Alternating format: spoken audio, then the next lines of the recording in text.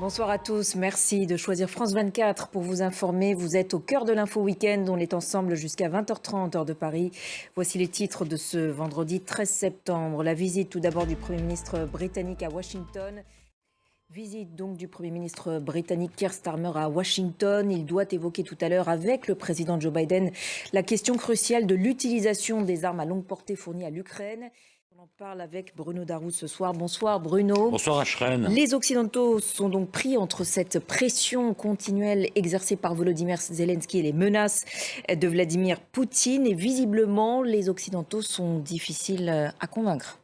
Oui, alors les Occidentaux et plus Les particulièrement États-Unis. les Américains. Merci beaucoup Bruno pour cet éclairage. Et lors de cette même conférence de presse aujourd'hui depuis Kiev, Volodymyr Zelensky a affirmé que l'offensive lancée en août dans la région russe de Koursk a eu l'effet escompté.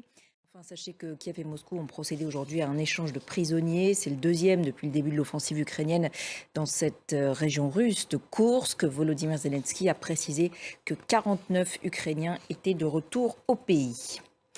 Au Sénégal, maintenant, nombreuses réactions aujourd'hui au lendemain de l'annonce de la dissolution de l'Assemblée nationale, sans surprise par le président Bassirou Diomaye Faye.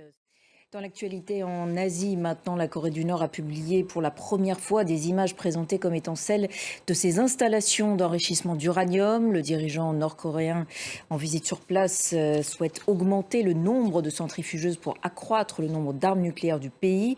Ces propos ont été évidemment condamnés par le voisin sud-coréen, très inquiet. Rebecca Martin. Toujours dans l'actualité du continent asiatique, le typhon Yagi fait toujours des ravages sur son passage. De larges pans de la Birmanie sont sous les eaux et coupés du monde.